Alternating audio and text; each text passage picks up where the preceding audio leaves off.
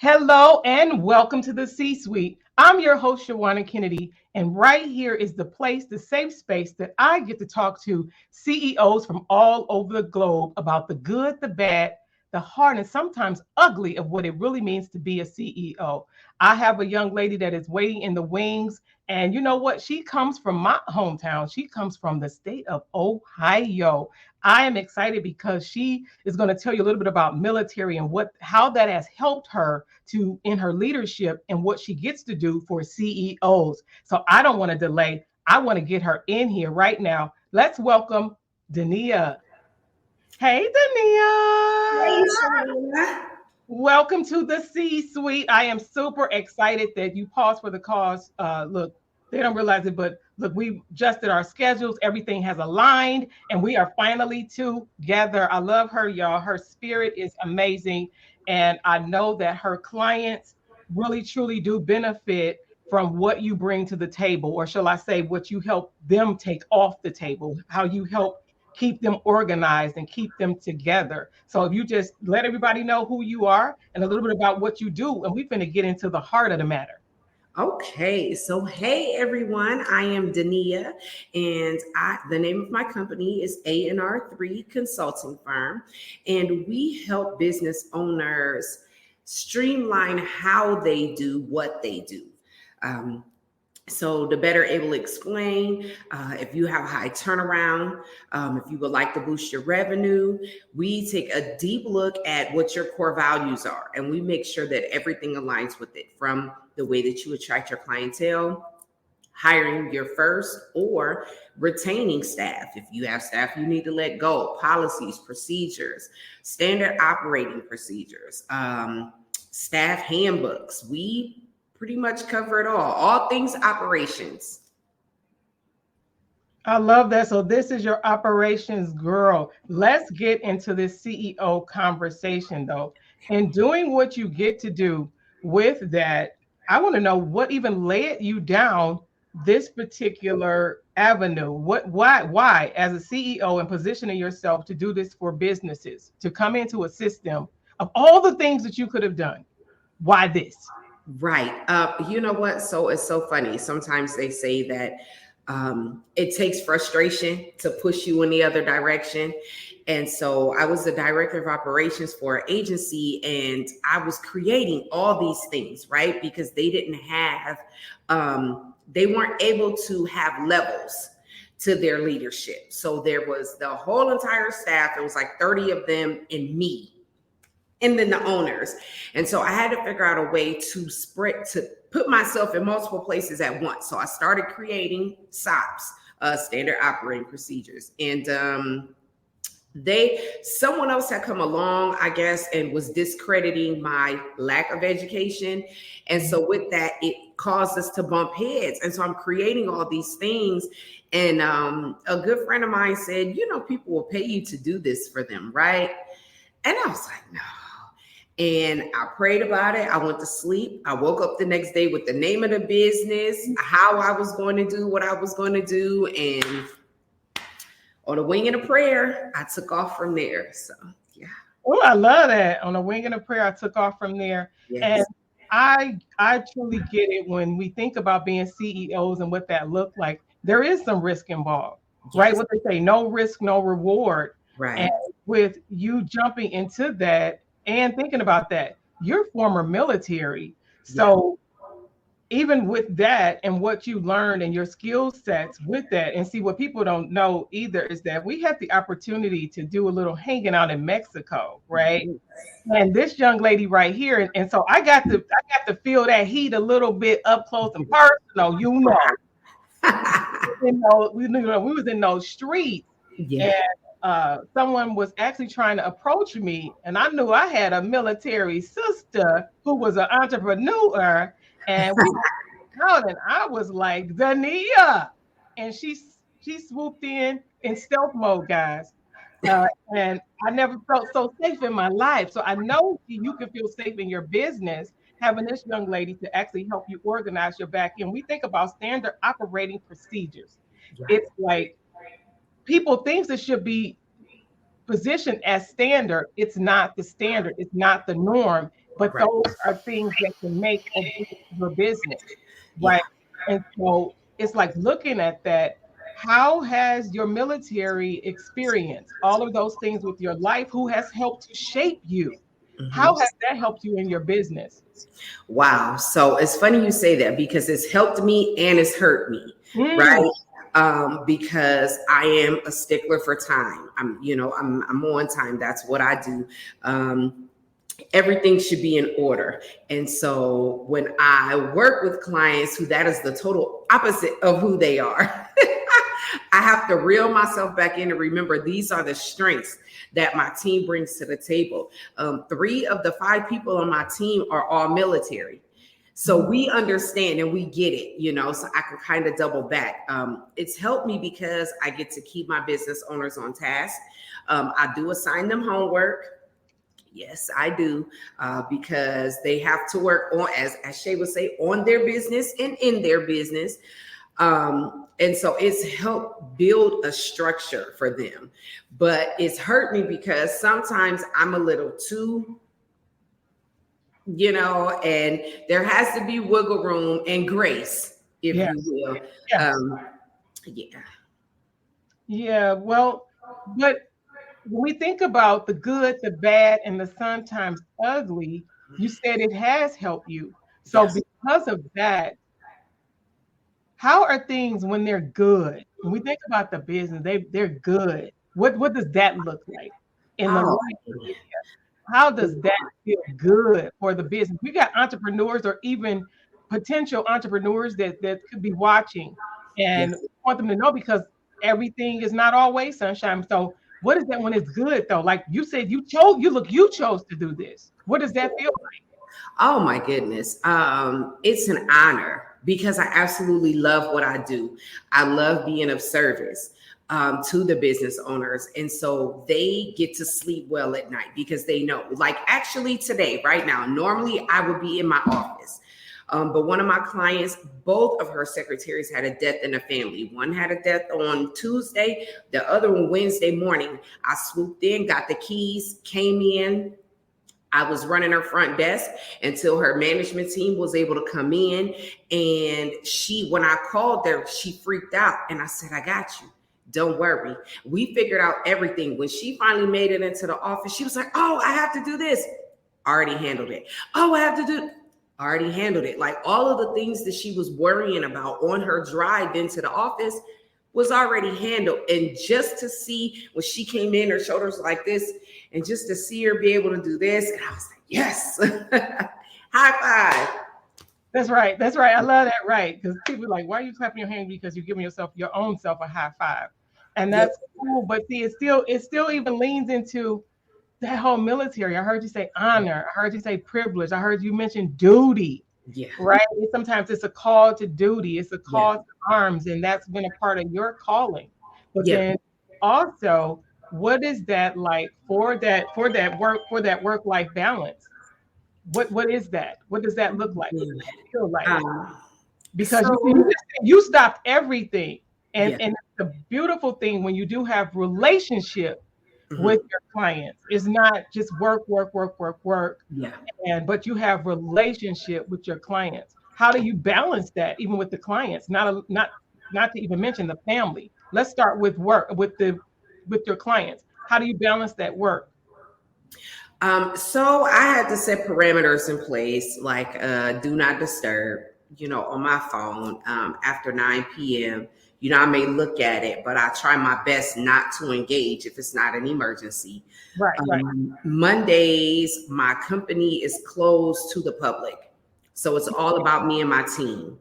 And so, because everything happens on Mondays, and I refuse to have my team scrambling Mm-hmm. when we can't operate in excellence. Mm-hmm. And so Mondays is strictly about our team, what we need to do to show up in excellence for our clients throughout the week, and just being there for them. So what some people may say, I've given clients hugs, I've prayed with them.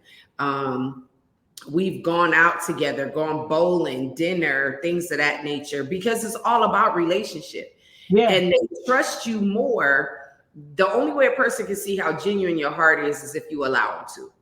So I have to be vulnerable within myself to allow them to see the human side of me, that I'm not just coming in militant, even though I have that, but I'm not just coming in militant, and because that can be a turnoff for people, so I want to have the balance. That's good. And see, you talk about balance. It's nice that you can hang out, because relationship is a currency. It's like, if they, what is it? Know, like, trust. I'm big on know, like, and love me. I need the people that I get the privilege to partner with, the people that I get to work with or work for. I need you to actually love me. And yes, love, yes, of course, love what I do. How Right. does that how does that work with your family? When you talk about the balance, or sometimes, right, you could have had, because I know you're a mom. How is that with them, especially in still having school? Look, I don't want to say school age, because they're not babies, but having that, how do you balance the work and the pull on the work when you have to spend time at home, potentially still even on the computer? Yeah. So typically what I do is in the mornings on a drive to school, that is our time. I'll play something motivational and we'll just talk. I have two daughters in high school going two totally different directions. And so I give them my undivided attention then. I don't take business calls while I'm in the car with them. Tuesday nights is ladies' night. I have all daughters. And so we go line dancing on Tuesday nights. So I make sure that my day is cut by 5:30, no matter what. It's from the line dancing from 6 to 10. Sometimes I'll usually leave about 8:30. They might stay, because my oldest drives. And then I'll come back home and then I'll get back in the office. Friday night is date night, so I try to honor the same way my clients have slotted times, my family has slotted times. And so I try to honor that and make my clients aware, so then that way they know. So they're like, oh, I know it's date night. Okay, I'll let you go. Or, I know it's ladies' night. So, okay, I'll let you go. So they I've found a way to merge the two, to separate the two. So then that way they can respect their boundaries as well. Yeah, I love that, but I'm telling you, I still hear that military. I hear it all up in there. I hear, yes, ma'am. I hear all of that, and I see that is honestly how that even works for your life.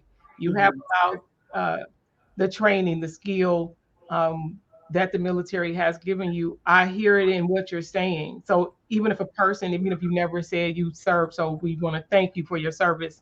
Thank They you for acknowledging.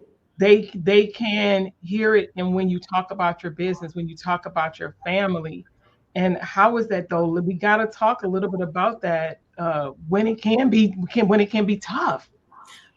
When it's tough, because when the invoices aren't invoicing, when things are, when, yeah, you got more outgoing income. Yeah. Talk about that for entrepreneur, because it's not a bed of roses. It's not for the faint of heart. Look, I No. know that it's not. It's not easy. And for some people, they say it has to be a calling. If this is something that you want to do, to know that you're going to work harder than you ever did working anybody's 9 to 5, Yeah. they'll say, you are cool. Sign me up for where I know what I'm going to get. I don't have to try to figure it out. I don't have to be accountable so that I can eat. I can count Yeah. on. Let's talk about that. Let's talk about how hard it could be to be a CEO. Oh, yeah, it is hard, especially doing the work and people saying that they want to buy in to the things that we've created for them. Their orientation slides, employee manuals. It's like over 80 pages, and then when it's time to pay the invoices, so I've tried to figure out different streamlined ways to have at minimum the finances flow. My family has been very supportive, because it's actually my daughter's senior year in high school.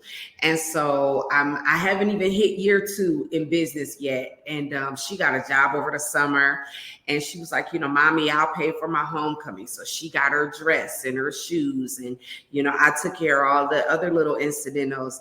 Prom is coming up, and it's the same thing, but they are so proud of me. They have their moments when they're my kids, and it's like, well, why can't I have extra, or why can't we do this? And, and I have to gently remind them I'm doing everything that I can. So yeah, but it does get hard. You have those moments where you're like, is this really what I'm supposed to do? What I'm looking at, it's like, okay, my bank account, the work that I put in, my bank account should say this, but it says this. I've had not tracking everything, things that I've signed up for come out of my account and take my account negative, and I'm like, oh, and I got to figure out how to. So I mean, I've had it all. I've had where I could sit back and it's like, okay, I'm good. I don't have to worry. So I need to tuck the money aside. And then I've had that, nail biting. Oh my goodness. Something needs to come through because I don't want to hit a pole. I don't want to, but yeah, it's twofold, but I wouldn't change it for anything. Oh, wait, say that again. Say that again. It's twofold. Yeah, but I wouldn't change it for anything. I wouldn't. Because what makes you say that? What makes you say? You just said you have the times where you even went so far to say the nail biting. I've experienced that. It's like, oh shoot, what did I choose to sign myself up for? Yeah, especially when you have a significant other. Yes. Right. That you it's like you can't keep coming back and saying, I don't have my half, Right. Now that, you know what, that's good. That's a good place right there, because it is in some cases. Now, God bless people who have partners, life partners, and spouses and things that they treat, in some cases, what you do as your job by choice. You are CEO. You have people that they count on you, not just your family, right? You're a CEO, and it's your household still counts on your income.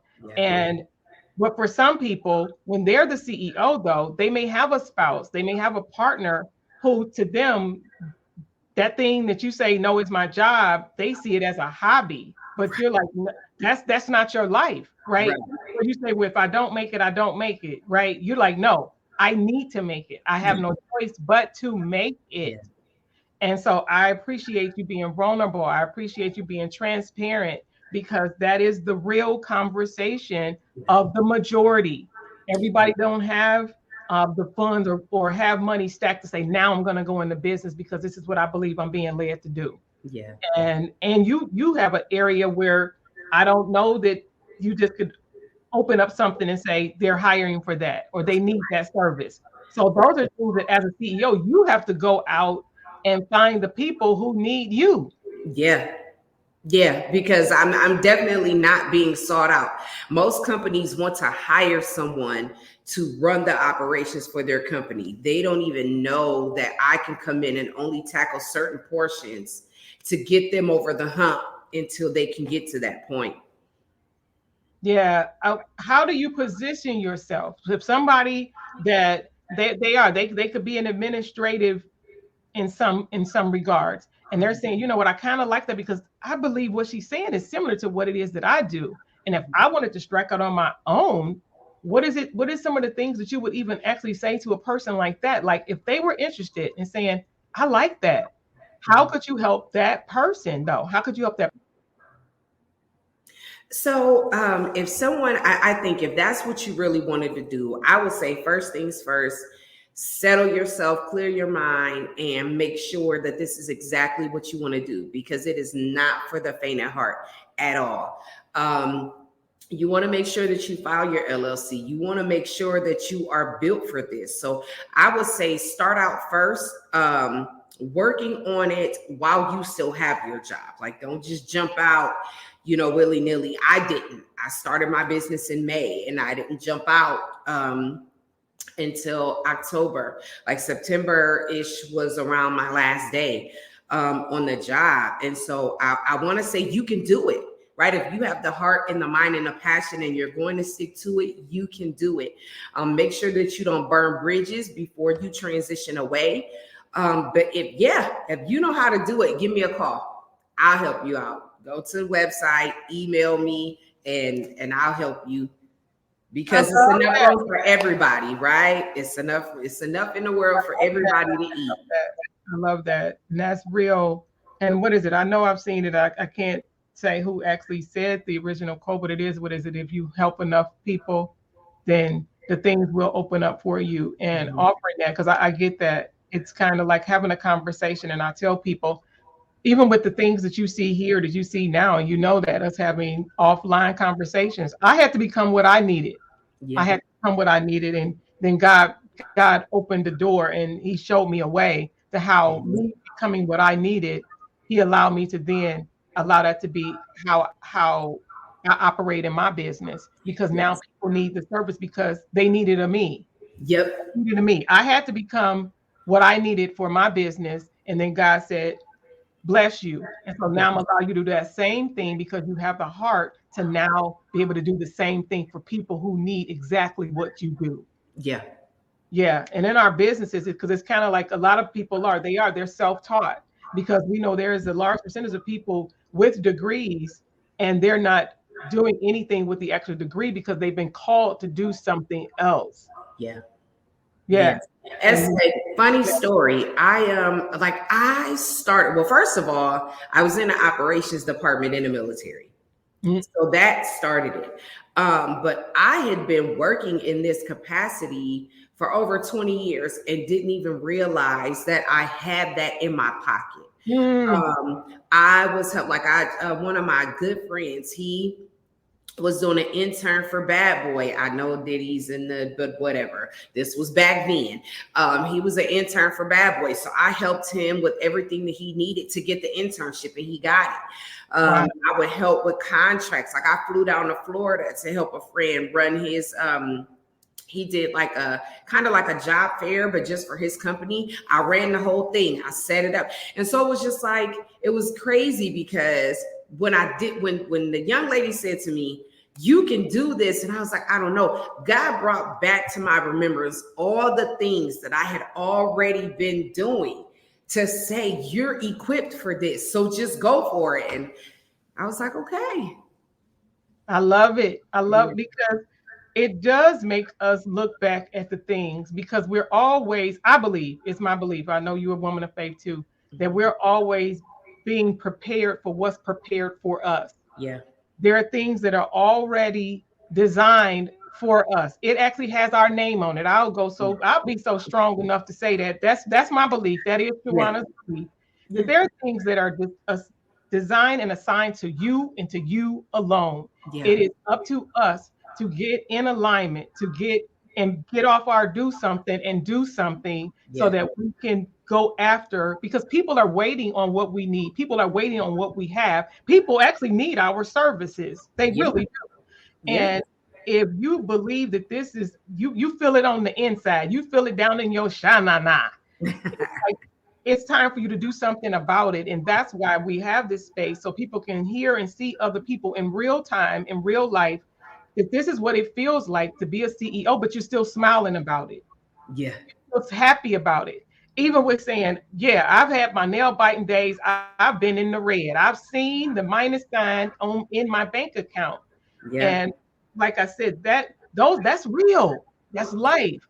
But then you look back and you look over your life and you say, you know what? I really do. I truly do. I want to die. I want to die empty. I want to leave it. I want to leave it all here.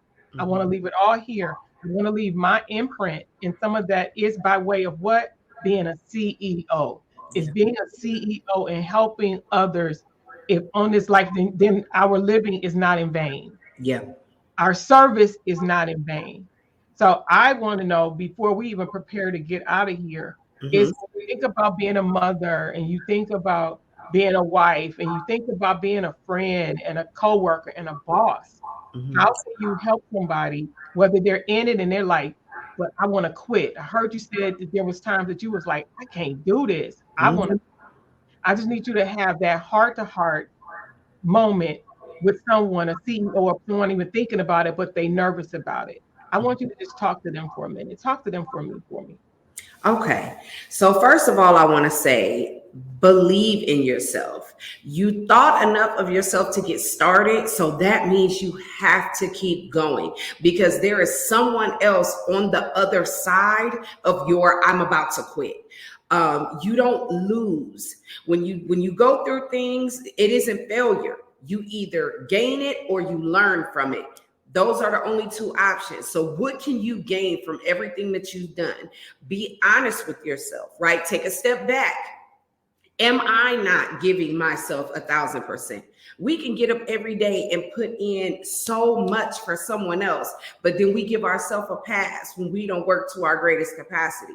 So own your stuff, right? Have an accountability partner that'll call you out and let you know, well, it's not that you should quit. You probably should tweak some things, but keep going. Don't give up, because like I said, there's always someone, one more sale, one more client, one more check on the other side of your I'm about to quit. So we can't give up. That's not what we're here for, right? As long as you have breath in your lungs, you have work to do. So make it happen. That's it. I tell my kids every day when they get out of the car, go be great. So I'm telling you, go be great. Whatever that looks like. Woo-hoo! Yo, you heard it from the CEO herself. You heard it from that. And this is not someone that's sitting, look, high in a penthouse. This is someone that's like you and I, and they're working the work that God has set before them. And I'm proud of you. I salute you. I'm humbled to know you. It is a privilege to be able to have conversation with you, because Yes. in this field, in choosing to walk in this space, it can sometimes be lonely, because you can't have those different conversations with everybody. Uh, Yeah. you can't. And so I appreciate you. So you already know, if you need somebody to organize your business, to keep you and to get those things together on your back behind the scenes, because Yeah. it's what's behind the scenes that affect what we see in public, right? And so I appreciate you for what you do. We will make sure that they know exactly how to reach you and all of Okay. these things, Miss Denia. I appreciate you so much, and I'm Thank you. you pause for the cause, you know, to come over and just have a CEO chat with me. Yeah. Is there Yeah. anything else you want to say before we get you out of here? Because I know I hear walkie talkies and things going off. She got to get back. Look, she a CEO. Y'all heard what she said, and we're praying for those families, and so we appreciate Yeah. you pausing from what you're doing to help someone else. Yeah. If there's anything else you want to see and say to our audience before we get out of here, it's over to you. If you're thinking about it, just do it. If it came to your mind, it came to your mind for a reason. So do it. Yeah, yeah. Denia, don't you go nowhere. I'll be right back with you. Hey guys, thank you so much for joining me for this episode of C-Suite, a CEO Chat. It's the good, the bad, and sometimes the ugly, but we are grateful for what we get to do. And we can't do it without you. So who? We don't know. Who is possibly our next CEO? Will it be you? I'll see you guys next time. I'm Shawanna Kennedy.